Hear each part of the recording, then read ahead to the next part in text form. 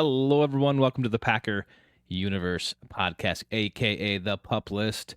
We are a Green Bay Packers fan podcast that brings you topical and relevant Packers news, along with their most humble, subjective opinions. This is episode 305. We're recording this on a Wednesday, February 26th, 2025. The NFL Scouting Combine is ongoing right now in Indianapolis. We'll react to the comments by the GM Brian Gutekunst and other Packers odds and ends. I'm your host, Tay, and joining me on video, this is a video episode again, is our one and only Ren. What up, Tay? How we doing? And spring is sprung here in late February in Wisconsin, and so is the Combine, Tay. So how you doing on a Wednesday? I'm doing good. Yeah, spring has sprung. I don't know if it'll last. It looks like another week or so. But, what is this, end of February? We have about a month. No, we have 2 months before the draft. So you just kind of like pray that, some of that weather holds out because it would be kind of disastrous, I think, if they ended up being a foot of snow on, April 20th or 25th or something, and it lingers on a little bit for the draft. But I think we should be pretty clear by then. But this, I don't know if this early spring here, a little samples of it gives us a little hope for spring. Too early, but it's nice because about a week ago we had 2 feet of snow here up in near Green Bay, Wisconsin. So yeah, I don't know what Indianapolis, what their temperature is right now, if they have any snow, but I doubt it.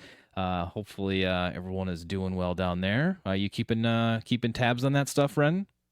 I do know about Indianapolis, Tay, and that is that whole city. You can basically travel between buildings. I think it's underground throughout the downtown without ever having to walk outside, man. So it's part of the reasons there, and it's been there a really long time. I think since 1987, it's been in Indianapolis. Wow. As they say, Tay, the Underwear Olympics. The Combine. Yeah, you're right. Everyone's just in shorts and spandex with numbers on it. But I don't know. I get excited a little bit, especially when I can actually watch it for the Combine. I don't really pay attention to college football as much as a lot of people do, especially as much as you do. But I kind of like watching the NFL Combine because it's the first time I actually get to see some of these players. And I always go back to this. I love the eye test, Ren, versus anything else out there. For my evaluation only, I love seeing someone in action, and it really. I remember Mike Evans, a wide receiver, and guys like that, where you're just like, holy crap, he's amazing. Had a great combine, and it translated into the NFL. So I love seeing these guys in action. I guess even if they're in their little shorts, underwear, as Ren would say. But yeah, I don't know. It'd be kind of cool to see that someday. I don't know, what kind of firsthand action you can actually get down there. But yeah, maybe we'll go down there sometime and try to find out. Yeah, man, I think it's all the precursors. There's a lot of coaches, GMs, all these different folks in town just kind of, shooting the breeze. Most of these guys are gonna end up where they end up, but there's going to be a 3-cone drill or 40-yard dash that pushes a guy from the second round to the first round. That's what the Combine generally does every year. It's kind of like it's our primer for the next. It's the beginning of the 2025 season. It's like, here we go. In a couple weeks we got free agency, and then a few more weeks from that, in 60 days, Tay, the draft in Green Bay will be over. Yeah, I mean, that's how close it is. So that's how fast it's going too. Yeah, I mean, it's been 2 weeks since the Super Bowl, and now we have the Combine. It's just like the machine just keeps churning. Keeps going. The NFL is king for a reason today. They know how to do it. And we're all hooked in. We're doing it right now. So a few things obviously then come out of the Combine. You have all these people down there, the GMs, some of the coaches. Obviously, there's players down there. There's media everywhere. So this is a good time to actually get a little information. I don't know how you can describe it other ways, but most of the GMs do speak, and ours did too. And then you also get just like everyone just getting together, this mass of media and players and front office people. You get rumors, you get information, and we've got some of that too. So I don't know if you wanted to start off with your friend 23, but we got some, I guess, breaking news today. I mean, it's not breaking news, but I'll throw it up here. This is from Ian Rappaport. He rapported that the Packers have had trade conversations centered around star cornerback Jair Alexander, and they are open to moving him for the right price. Alexander is still just 28, and a two-time Pro Bowler, is considered to be the most decorated CB available, Ren. So that's from Ian, and my first reaction is, duh, that makes sense. Like, of course, we'd probably try to trade him, right? But in my opinion, no one's going to take that at his salary. No one's gonna pull the trigger on that. Would you agree or disagree? Like, do you think, isn't it obvious he's gonna be traded, but to actually, I guess, have it reported that we did shop him, I guess that's a little surprising to me. But I think it's moot either way. I don't think it's gonna happen. I guess, what are your thoughts? I mean, yeah, absolutely, they're gonna try to, and I think they're gonna find a partner, Tay. Really? They don't have to do anything until free agency starts. In fact, that's a new league year. They wouldn't do it until after that anyway. I know some of the other conversation around that was they're going to meet with his agent at the combine, so they'll have conversations. You know, Goody did address it in the local media portion, the national. I think it was more with the local guys, but basically when asked about Jair being on the team in 25, we'll see, quote unquote. I mean, he talks about the player. He's in Green Bay. He's still there right now working. He's doing stuff. He talks about that stuff, but doesn't say things like, no, we want Jair back. You know, kind of other people brought it up this time last year at the combine. They want Aaron Jones back, and they talk about it. But clearly those talks started to fall apart at that time, and, you know, the rest is history. But, yeah, I mean, Jair's not coming back to Green Bay, but, you know, like Ian talks about, you know, if he is available today, and you look at some of the guys like DJ Reed and Charvarius Ward and Rasul Douglas, kind of a shell of himself, Byron Murphy out of Minnesota, Paulson Adebo. I mean, Jair, he holds up. If not, would be the top of that, you know, free agent cornerback class if he was a free agent. So I absolutely think that somebody might be willing to bring him on. Other overtures were made. Well, maybe the Packers and the agent will talk about a restructured contract about pay to play, you know, when he's on the field, when he's available. I'm sure they may do that, but the likelihood that, why are you going to, you know, potentially leave a lot of this guaranteed money that you signed a contract for, you know, off the table to restructure?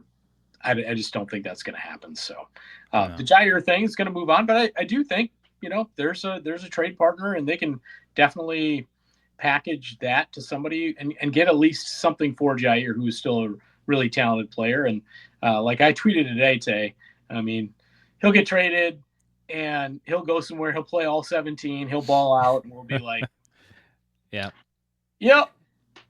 I mean, of course. That's the choice. That's the choice Brian has, right? Is to, like, do something about it or just let it ride. Right. But everyone's like, no, that's just not a smart move. You just don't know. So this is usually the part or the time when Brian does make a move in one way or the other, and most of the time it works out. I'd say 90% of the time. The 10% is what happens in your scenario, where he goes and balls out 17 games and proves us wrong. But I don't know.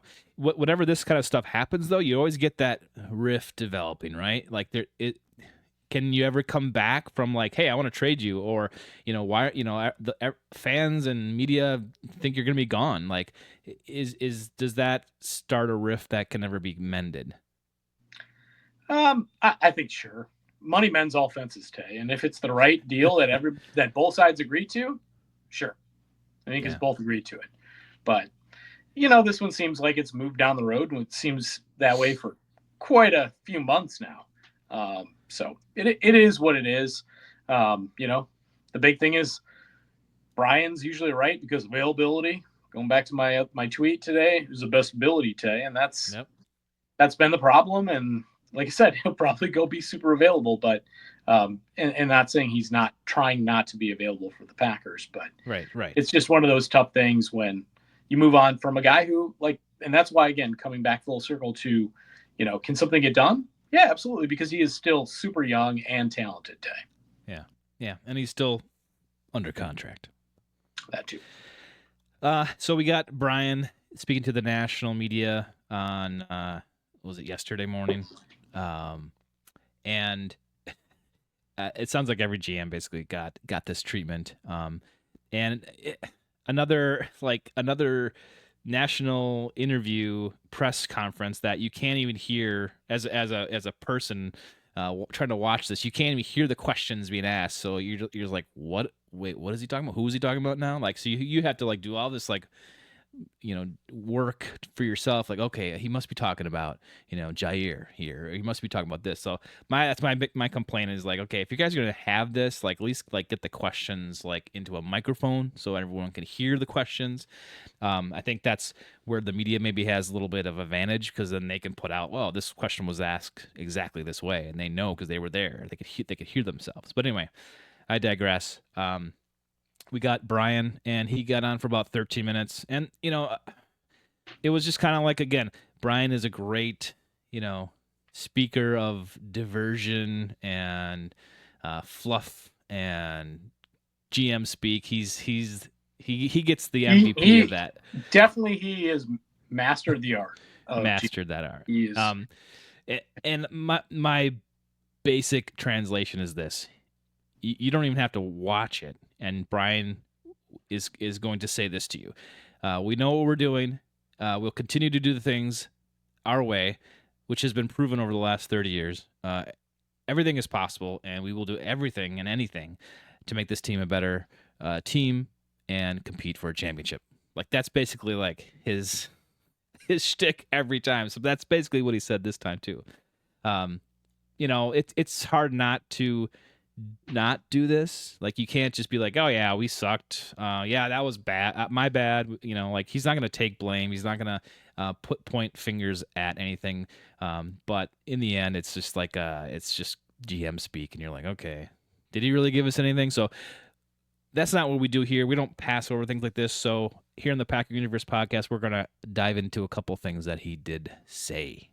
And I guess one thing that we'll talk about right away, I think it was one of the first questions, was the tush push, Ren, the brotherly shove. And it was reported first, I think, on Monday morning from Diana Rossini. She was the one that kind of broke it to the national media.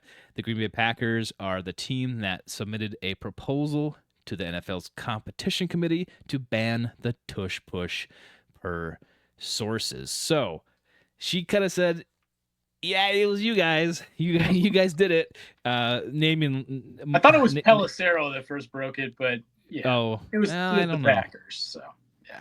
But it was the Packers. I guess more importantly, it was Mark the Meddler Murphy probably doing it, because he's been on the record saying that he does not like this, and it doesn't do anything for the game of football. I'm paraphrasing, and there's it's bad for business, basically. And that was a month ago. I mean, so yeah, So it was the Packers, and it was reportedly that it wasn't Mark this time that submitted the piece to the competition. Who submits it then? I'm not sure, but okay, I guess that's a side question, Ren. Do you know who, when a team proposes something to a committee, who is it? Is it the owner, or is it a representative? But isn't that all the same thing? And Mark Murphy, wouldn't it be him wouldn't he rubber stamp that if it goes down? Right. I mean, that's definitely worth a question. They're not going to be like, oh, it was Mark wouldn't know it was being submitted. Yeah, you would have to think he does. Yeah. Once you put the Green Bay Packers name on it, that includes him. He's at the top. You can't go. I think his pre-autographed stamp is on it. So yeah, likely. So the tush push, Ren. I guess let me get your opinion on it. Well, I understand the play is controversial. It is what it is. The Bills and the Eagles converted at something like 87%. So it's wildly successful for those two teams. Other teams converted about 71%, which is still very good. It's quite a bit different than those two teams who do it the best. I don't really care. Like, figure out a way to stop it. I'm kind of still in that camp. Like, if you got them to 3rd and 1 or 4th and 1, like maybe you affected something more on 2nd down and it's 3rd and 4, or you affected something on third down that's bigger and it's now 4th and 7. Do that kind of stuff, because it's really looking to me like a small piece of ground that's got to be had. And if they got down to the 1, it's some points are coming off the board likely. So I don't know. It doesn't bother me at this point, Tay. I understand, some people call it more like a rugby scrum play, but at this point I'm more in the other camp. Like, just stop it. Go out there and play your game and don't allow it to happen. Yeah, prevent it from affect being the game in different ways, that maybe they only get one chance in the whole game to do a tush push. Just a thought, playing some defense, I think that I am also agree with you. I'm in the camp of you got to stop it. I don't see a reason to just ban it because it doesn't make sense. You don't like it. You can't ban it because you don't like it. Like, that doesn't make sense either. If you got them down to the 1 foot line, 1 foot to go, it's like, well, you should have done something earlier, like you said, to prevent them to get in that situation. But the quarterback sneak's been on forever. Like, this is just the next iteration of a quarterback sneak. You're just putting more bodies and you're playing within the rules. Like, you can still do that. Well, that's the thing, within the rules until the rules change. Because until the rules change. I think somebody's pointing out it was out of the game for a little while, a play like that. But on the other side of the football, on defense, you really can't do that in a blocking situation, pushing guys. I believe it's only an offensive style play that can push into the guy in the back like that to move the pile forward. So, and maybe that's what if it got over or got extinguished or put down, like, that's what it would be. You just can't push someone forward. But then it's like, well, I don't know, what was that play? Was that Josh Jacobs that got like pulled and pushed, into the end zone this year? And it's just like, you can't do that to a running back in open field. It's I don't know. Now you're starting to split hairs, and I guess I don't really like that sort of thing. That when that thing comes up, I think the only thing that I would be on board with in stopping this and putting an end to it is if it started becoming injury ridden. Like, if you started seeing people blowing out knees, hyperextending knees, or major injuries that happened on a regular basis, then I could see pulling the plug, because you got a lot of big guys in there, doing all sorts of different angles at each other. There's limbs in there. I could see where this could get bad if it happens more and more and more. So that would be the only reason for me to put an end to it, is if you start getting, because they did that with the kickoff. It's like, people are getting their knees blown out. That's some full speed, and up to this point, there's a fairly good bit of evidence that just doesn't happen. I mean, there's been a lot of these plays occurring in the last 4 years in the NFL, so doesn't seem to be a theme. And you can always have a weird little blip where a bunch of that stuff happens, but again, I just go back to, just stop it. Again, stop it on 2nd down, so it's not a 3rd and short, or again, not vice versa, but with respect to 3rd down, stop it on 3rd down. So, if they have to go for it on 4th, it's not, 4th and a foot, or 4th and, 3 feet, a whole actual yard, and they can do that. So I know it's a little like apples to oranges a little bit here, but when they moved the point after from the 2-yard line or whatever it was down back to the 25, I mean, that made it more difficult, right? So if you're taking a 3rd and 1 or a 4th and 1, and you're taking away an option for a team to get that line of gain, then it's like, okay, now what? Like, oh, that was too easy, so you're taking it away. It's like, I don't like that. I guess I get why they did the extra point thing, because it was just like, that's too close. We have to make it different. So they made that choice, and it's a fixed position on the field that the kicker is kicking from. A 4th and 1 could be a tush push, but I think they did run a tush push fake in the Super Bowl, and it's like so you can't line up like that anymore. Like how would they deal with this? So it just gets convoluted and stuff. I just think they should leave it for now. And the NFL loves offense and points day, so why would they take it away? Yeah. And we've got some clips here from Brian Gutekunst's press conference. This is I took this from Packers.com, so that's where it's coming from. But here's him talking, and he's kind of reiterating what I kind of mentioned about maybe some injuries and stuff. So let's hear from him. I think there'll be a lot of discussions about it. I got to kind of look at the some of the information as far as injury rates, things like that to see. But we'll see. Ooh, it's the classic "we'll see" Ren. So Goody loves to do that. He did it with Jair. Same press conference. We'll see. So just kind of leave it up to interpretation, however you want to take it. Again, back to GM speak. So he kind of answered a question about Watson, and he basically said, and it's like you can't really take his word for it now because it's a recovery situation from an injury, and it's hard to say like, oh, this is gonna be this for sure. You don't know that. But his comment was he's not going to be ready by the start of the season, and I think we all knew that. So that's pretty self-explanatory, self-evident. But he just kind of confirmed that, which is like newsworthy, like, oh, it's confirmed. It's like, well, nothing's confirmed. Well, when the GM comes out of his hole and sees the sun, it's like Groundhog's Day, It's they don't speak a whole lot, Yeah.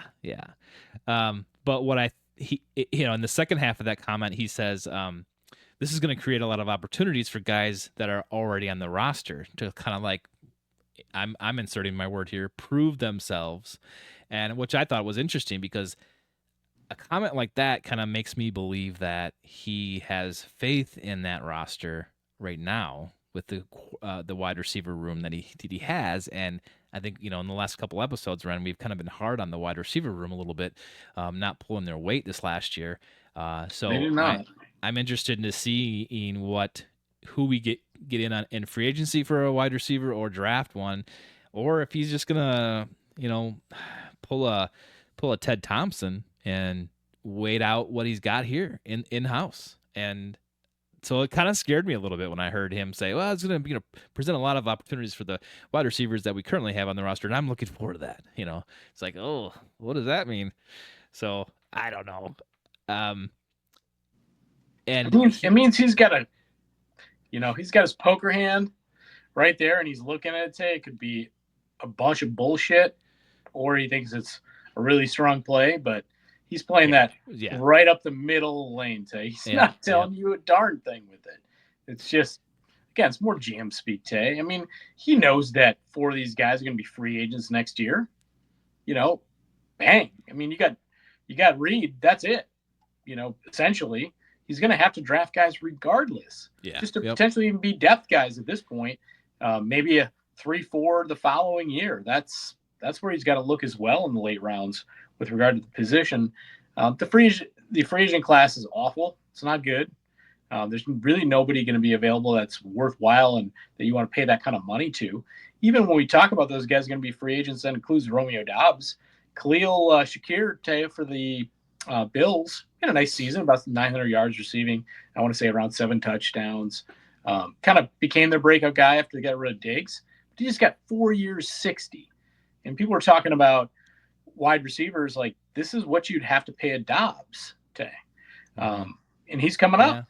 Would you, at this point, given just the history, not just the concussions, but the team issue back in early October, all that stuff, would you put 4 years, 60? And granted, something like 20, probably 30 is guaranteed, but would you, at this point, offer a contract like that to Romeo Doubs? No, he can't. I don't think even Jaden Reed at this point hasn't proved that you would do that to him either. What's a first third of the games this year was great for Jaden Reed, but then it kind of fell off. So I don't like it at all. I don't think anyone's proven. And it's a tough place to be in for the Packers and a Packers fan to try to again go back into the next year, and you're hoping that these guys do something and are better than they were. and Dobbs had his issues last year. Maybe those get worked out. Watson's coming back with We an hope injury. so. Even from a simple, your head's good, not getting banged around up there, man. But that's my thing. I wouldn't give him the money simply because, I mean, he may take another really bad hit, and they said at the combine, Goody, that he's not concussion prone, but all of a sudden he has 2 more next year, and you can't say that. You can't. Devontae Adams had a few concussions there too early on, and so it's hard to say. I guess moving on to a similar topic that Brian was asked, he was kind of asked about his strategy for wide receivers being drafted in the first round by the Packers. So let's hear from Brian about that. It's funny. It's never been like a philosophical thing we've talked about through my time in Green Bay, which goes back quite a while. It's never been something, hey, like we don't want to take wide receivers in the first round. There are certainly opportunities we've had that we thought that was going to happen, and for whatever reason it didn't. But at the same time, we've had a lot of second-round receivers that have been pretty good players for us. So, again, I do think the immediate impact of wide receivers is changing because of the way these guys are coming out of school, where they can be more impactful quicker. But, again, it's never really been a philosophical thing for us. It's really more just kind of how it shook out. So that's Brian kind of addressing his, I guess, historical strategy and current strategy. But I think the bottom line is we'll never know what he wants to do, when he wants to do it. He's always said, "Oh yeah, well we tried to draft, wide receivers, it just didn't work out that way." But track record does indicate some things from time to time, and we never do. What was that? Javon Walker, the last one we took. And it's like, oh, okay, but I think sometimes the board, especially under him, and we've watched it, you and I, a lot of times together. The draft board just felt in weird ways that, based on where they were, either didn't make sense, or there might have been 1 or 2 times maybe they should have traded up and gotten their guy. Yeah, that's never going to happen. Too conservative. In the case of a Jefferson, like they were rumored that year. They liked him as a prospect, and obviously ended up with the Vikings. If you really like a guy, that might be one where that was maybe their number 1 wide receiver. Or sometimes, that might be their conservative aspect where they won't move up. But again, sometimes I think it's just the way that the draft happens to go and where they happen to be. As we've discussed in the past, generally they're somewhere in the mid to late 20s or even, the 30s. And that's just not a great place to be when you're talking about high-end wide receiver talent. So it generally hasn't worked out. Yeah. And I think that Brian also mentions this in this same press conference that, wide receivers are kind of different now, especially given like maybe 5 years ago. They start coming out of college right away, and they're actually able to play and contribute right away and be stars and studs. I mean, we had that with our own a little bit here too, not as much as other teams, but it's possible. And so I think that kind of goes against the draft and develop thing that we kind of went through for a long time with most of our wide receivers in the 2000 and 2000 teens.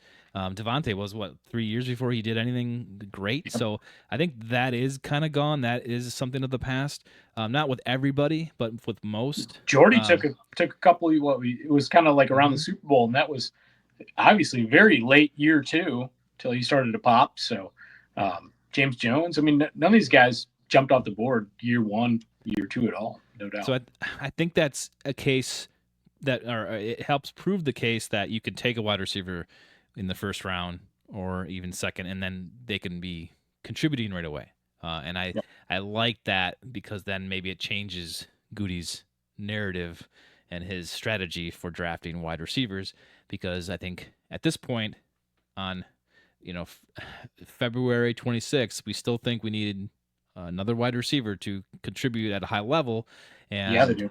It's like we would love to draft one. I don't think anyone would complain about it being drafted in the first round. But according to Goody, we will see. We'll see.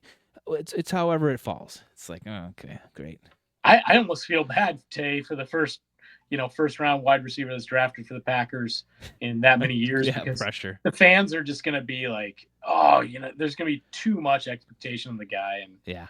Oh God, I just see it going that way. Like, if he's like just a solid player, that won't be enough.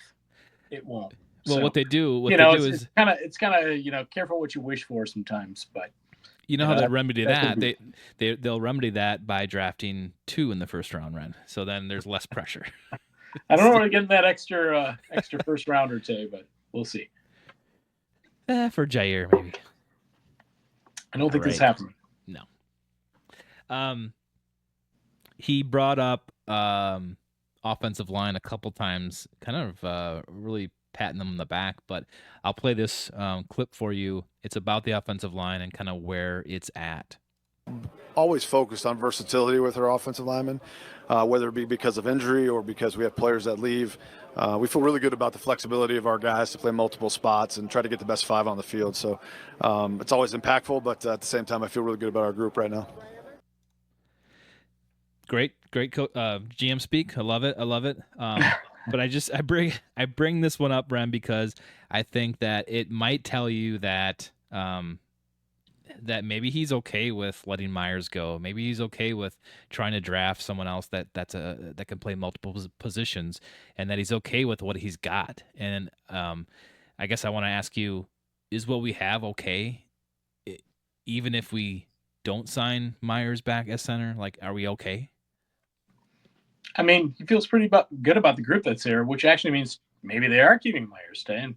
He's not going to have to do a whole lot. Maybe take a couple, early day 3 guys where he's pretty successful, and so be it. The Zach Toms of the world have come out of drafts like that, and the Green Bay Packers have generally hit home runs in the 4th, 5th round with just depth, versatile today offensive linemen. So We'll see. I mean, if Myers is gone today, I don't have any concerns about it. They'll fill that role. They'll be fine. He just hasn't lived up to the billing. He's a good dude. We've talked about it. I know you're a little bit into the Myers fan club. So, again, not a bad guy. The NFLPA, one of their leaders is J.C. Treader, former Packer. Another center, but those guys are likable dudes. But big thing is, hey, I think they could definitely upgrade the position by maybe going somewhere non-sexy in the 3rd round with a center out of you name it school today. Yeah, I don't disagree with Brian's assessment of what he wants out of an offensive lineman. Versatile player, that one can play many positions, and has a lot of depth there. I love that. That's what you should have. I think we all can agree with that. But I just wonder if we get in trouble sometime if we have so many people that can play different things that no one's really good at anything. And then you have a center right now that actually is playing pretty decent, maybe not as well as some people think, but he's playing good enough. And to sign him, maybe if the money's right. Good enough, Tay. That's not the descriptive you want. I'm just saying. Yeah, but when potentially you're at risk. Great. So excellent. Good enough is it's not cutting the mustard, Tay, as the kids say. Good enough can be good when you don't have it, compared to having nothing. That's all I'm saying. Well, it's not a very high bar you're setting. So I mean, we're getting Jordan Morgan back. Hopefully, cross your fingers. And obviously, we're going to be drafting a few more. But if Myers walks, I mean, they have to do a little rearrangement on the offensive line. And then now you're dealing with a different 5. And I don't know how that looks for Jordan Love, but I don't know. I guess when it's right there that you can kind of keep the band together, I kind of tend to lean towards that. So that's just my opinion. Dude, rhythm guitarists step in all the time, Tay. It's totally fine. It's totally fine. Well, who's the lead? Who's the lead guitarist on the offensive line then? Jenkins. It's Tom. He can play right tackle. He can play right guard. He can play center as an all-pro. He can definitely play left guard. Left tackle, I'm not sure, but he's definitely the man. So. All right. Fair enough. Let's move on to defense. There's one aspect and one clip here from Brian that I wanted to bring up. It's about our own LVN, Lucas Van Ness. Yes. And monster, Tay. Let's get into it. Let's hear from Brian first. again, we talked a little bit about we need to affect the quarterback more in our front four, which is 4 players, and Lucas is a big part of that. So he does everything he can. He's everything you want in a professional as far as his work ethic and what he puts into it. And I expect him to take a big jump this year. Oh, you do you? Well, we all hope he does too. He's like, according to Brian there, Van Ness is the guy. Everyone would want him. He's the best ever. And yeah. What'd you say there? What did you say right before there? The best ever? Everybody would want him. I'm going to come back to that. Everybody would want him. So okay. I just find it funny that, like, yeah, we need to rush 4. That's every team's goal. Rush 4, get pressure. We saw it in the Super Bowl, the Eagles. I mean, we're jealous of that, right? We're completely jealous. That would be great. That means production from Gary, from Van Ness, from Enigbare, from whoever else we got. But it's just not happening. So either you get the, that's a whole another topic here. But Brian is basically saying, no, this is the guy. I'm expecting a big jump from him, and I hope so. I really, really do. That's what we need. But to kind of go all in 100%, this is it. Don't even question it. It's in the bag. We got this. It's a little crazy to me and a little optimistic, Ren. Well, I mean, I think the whole conversation is interesting with regard to clearly the edge room, and he says they have to affect the quarterback with Forte, and that he's getting to that. In order, again, Goody quotes, need that to accomplish our goals this season. Need it. Need it. He spoke the most strongly about that happening, affecting with 4, needing it to happen to accomplish our goals. Then he sells us. Did he really single out anybody else? And this, most of his presser, no. But Van Ness, yeah, he's ready for his breakthrough. He's putting in the work. He expects, a big jump. Is that foreshadowing here, Ren? Is this foreshadowing? For maybe something else. My thought is, hey, this guy, he's really ready, and maybe I package him in a deal to get Myles Garrett. They get a guy back who's young, under contract, ready to break through. This guy's really great. I'm speaking up his value. Yeah. You take a look at this guy. I'm going conspiracy on this one. They're driving up the value of the package, and maybe it's not a Garrett, maybe it's a different D lineman somewhere, but you get a controllable piece for a couple of years that is ready to break through. Tay, young talent. So I love it. I think I don't think we would know what we're missing until it's gone. And it was better, but I mean, right now it's like, who cares? I mean, we're not hitting home, we're not getting pressure with 4. I understand, and I think we all understand we were under a new scheme, a new defensive coordinator, but our pass rusher, Ren, I'm sorry to boil it down, but it's not difficult when you're comparing positions on the field. Like, the pass rusher probably has the easiest job, honestly, between a linebacker and defensive backs. I mean, they've got it probably the best, right? I don't know. I don't play football, but that's what I would say. So to not see production from any defensive coordinator scheme over the last 2 years is a little alarming to me. So I hope you're right. I hope maybe that's a little bit of, hey, here's a little bit of a bait in the water, like Lucas Van Ness. We love this guy, Tay. He's breaking primed, out. Tay. I love it. I spent a high first-round pick on this guy. Yeah. He is ready to break through. That is what's happening. Beautiful. Van Ness monster, Tay. It is happening. That's great. It might happen for you in a package deal. Yeah. Man, these GM speeches and press conferences are pretty fun. I mean, they're pretty great to kind of dissect and stuff. There's right. layers that, and everybody's interpretation, and it's just a thought I have. That's good. That's very good, Ron. Good insight. I love it. Do you have anything more about Brian's press conference? Not really. I've got one anecdote, Tay. Okay. something you may have seen today, came out today, the NFLPA team grades. No. That's the big thing, that all the players in the NFL get to vote on their teams and different things about the team and how they finish from 1 to 32 in things like coach, owner, food, travel, weight room, treatment of family, the overall team grade by the players. Treatment of podcasters and YouTubers of Packers fans. Or how we treat them. I mean, who knows? Yeah. So. Did I see this correctly, that we're number 7? That is correct. Is that right?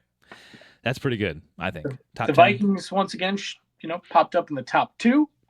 I believe the Packers are second in the NFC North at 7. Generally get pretty good grades. Yeah. They're overall A- at 7th, Tay. For Coach got an A-. This one made me chuckle a little bit. Owner, A-. You got a problem with me? You got a problem with these people? Wouldn't it be NA, Ren? Because there's no owner? Yeah, I don't know how that one really, is it, do you look at the board? Do you think Mark's, are you just talking about when the players vote? They're like, that Mark guy. He's decent, but A-. Maybe they're putting that in there because they're like, well, Ed's watching me. Ed's in the room, and I need to give the owner a good grade. Otherwise, if we give him a bad grade, Ed's going to come down hard on us. It should definitely be NA. Yeah. Or the fans are the best. Give us A+. Come on. Right. That's right. I feel a little offended myself, to be honest. Food, they got an A-. Travel, A-. Weight room, that was their best grade, A. Treatment of family, their lowest grade at a B today. But overall, is that when we kick their families out of town after we cut their players? I think it's more about daycare availability, game day, family options availability.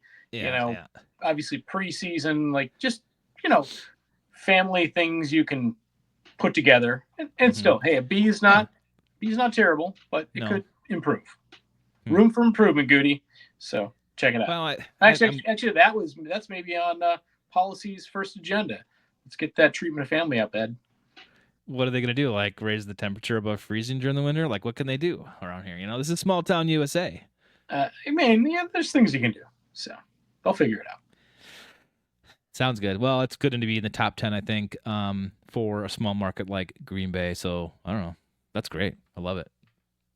No, it is.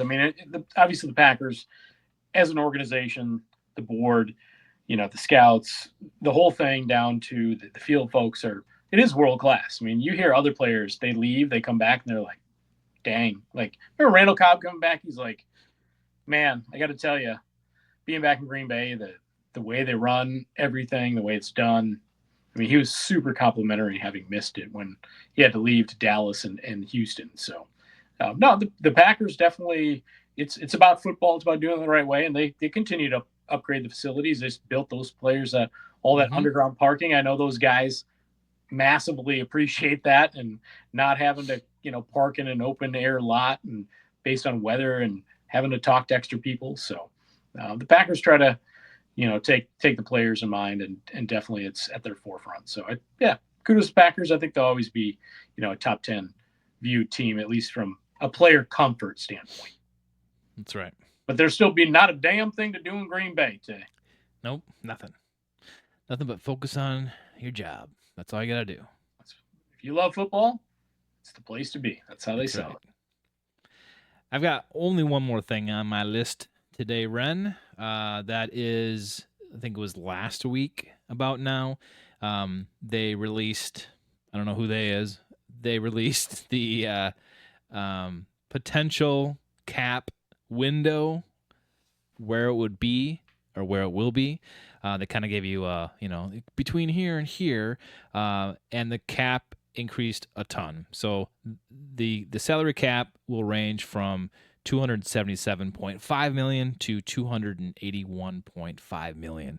That is up from $255 last year, and that's up from $224 the year prior. So we are just boom skyrocketing, which is it's always good when you're looking at your own team going, okay, we got room to buy, and it's like, but everyone's the same way. That's and so, yeah, will this eventually lead to more high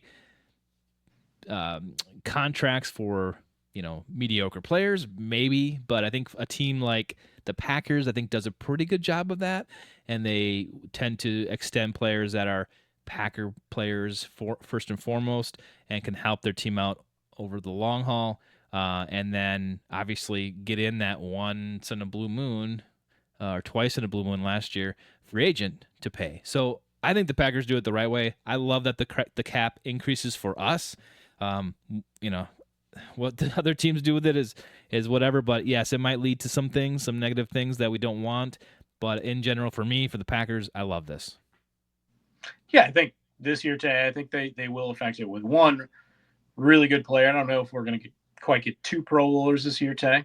Obviously, the Josh Jacobs one caught us all by surprise. Obviously, when the Aaron Jones stuff broke down, McKinney, you knew they needed a safety to affect half of these defense, but none of us thought we were getting that guy, and we're glad, super happy to have him. So I think they'll still, have one pretty splashy, free agent signing, that affects the team, and likely it will be on defense, Day. Yeah. Well, hopefully we'll keep our fingers crossed on that one too.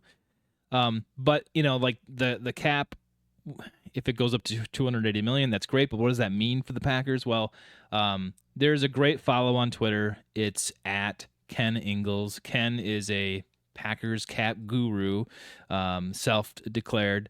But go follow him. He does a great job of just giving it to you straight what's happening with the Packers cap and how different signings that happen through the course of the year affect the salary cap. And I guess according to him, he kind of puts everything at the projected cap space for the Packers would be around $30 million, and that doesn't include any veteran signings yet, releases, restructures, or extensions. So effectively, he's saying, with everything else factored in, that it's about $30 million right now, but that obviously is subject to change for a lot of different reasons. But as you get closer to the start of the new year, that becomes a little more clear. And then even after free agency starts too, you kind of see who's being let go, who's not being asked to come back, and all that stuff kind of formulates and generally gets in line about what draft time. And then you can kind of allot a certain amount of cap space for that draft class if you know how many picks there are and kind of where they are. But that's generally what happens with that. I know I'm kind of giving a layman's a description of all this. I'm not an accountant, but maybe someday we get Ken on the show to kind of explain this. That would be awesome because you and I are not accountants by any means, and the numbers aren't our strong suit, but they definitely are Ken. So that would be great someday to have him on to explain all this. Maybe sometime soon here, while the cap is relevant and we turn the corner on the new league year. But $30 million sounds pretty good to me, Ren.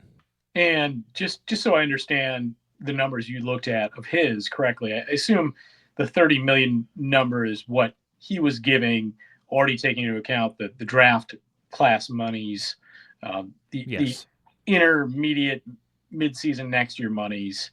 So essentially, if they want to go out in free agency, this is kind of the purse they have to work with, correct? Yes. Yep. Exactly. Yep. All that stuff kind of factored in. So yeah, one really good defensive player, Tay. There you go. Hopefully, that would be great. That would be amazing.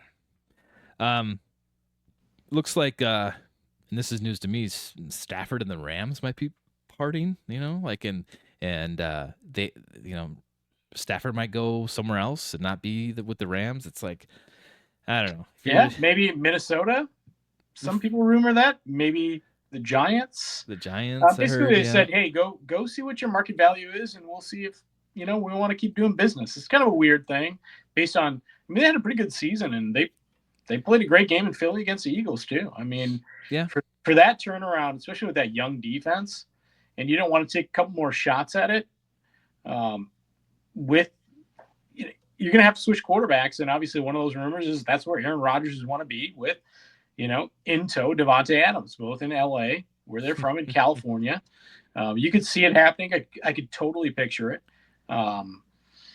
It's weird. I mean, we'll see what happens.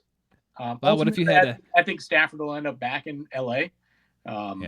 But, is he going to get 50 plus from the Rams in an extension or a rework? I don't think so. No, I don't think so either. But that's an interesting point. What if they did what if Stafford was involved in another quarterback trade swap? Aaron Rodgers for Matt Stafford. That would be insane. It would, but I don't, the Jets have no leverage. I already said they're getting rid of their guy. Yeah, right.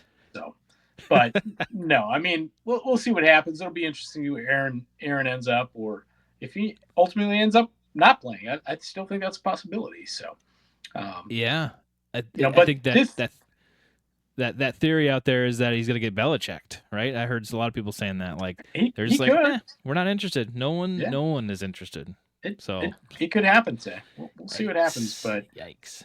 What is also a cool thing about the combine is that this is when all the rumors leading up to free agency start. It's all here. Deals getting reworked. Saw the first deal with Khalil Shakir today. More to come. Hopefully for the Packers, it just means a simple, quick, easy first one. Just a 2-year deal with Brandon McManus, and kicker's done. Place that over here, Tay. Yep. That's done. On that table. Done. Not talking about a kicker this offseason. Let's not do that one again, Tay. So that's the only one before free agency happens. Get a guy extended. Got to be the kicker. Do the easy, most important one, and that's it. So. I agree. Well, that's all I've got, Ren. I think that's all you've got too. But I just want to thank everyone. Thank all the new subscribers to our YouTube channel. We appreciate it. Appreciate the follows on social media, and of course, always giving us support on the podcast as well. Thank you, and Ren, thanks for joining me tonight. And I guess take us out. Yeah, Tay. It's never a bad thing to talk Packers, be it late February or sometime in mid-June. Until episode 306 on the Pup List.